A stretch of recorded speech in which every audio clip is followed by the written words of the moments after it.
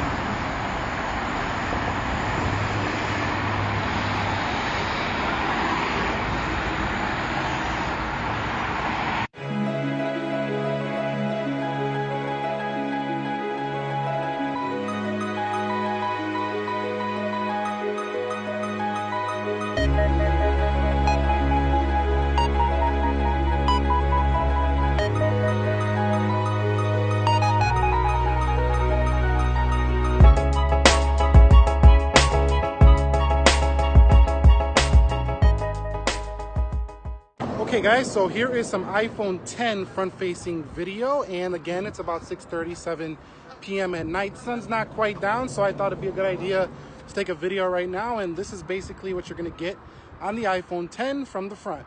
Okay guys, so here is some front-facing video of the LG G7. I'm gonna turn the angles a little bit so you can kind of get an idea of how it looks. It's about 6:30 p.m. right now, and the sun's going down a bit, but overall this is what you can expect from that front-facing video on the LG G7 ThinQ.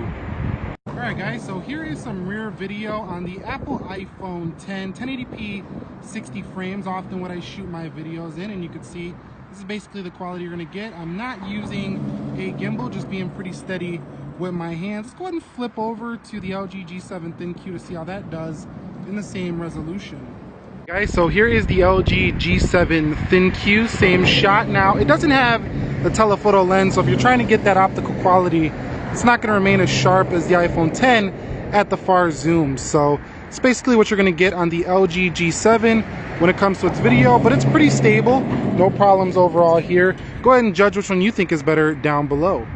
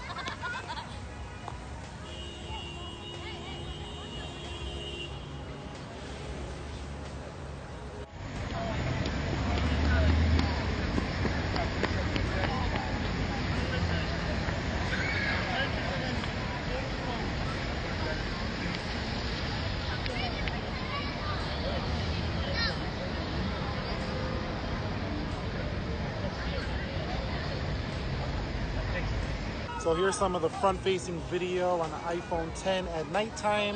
Miss Lenora, say hello. Hi. And we're down here in Millennium Park, Chicago. You can kind of judge the quality for yourself right here. Let's take a look at the LG G7 ThinQ. Okay, so here is some video on the LG G7 ThinQ. There's Lenora, say hello. Hi. And we're downtown Chicago. You can see Millennium Park. It does come in kind of close. It kind of looks wide angle until I actually hit record, and then it dropped down a little bit. So go ahead and judge the quality for yourself down below.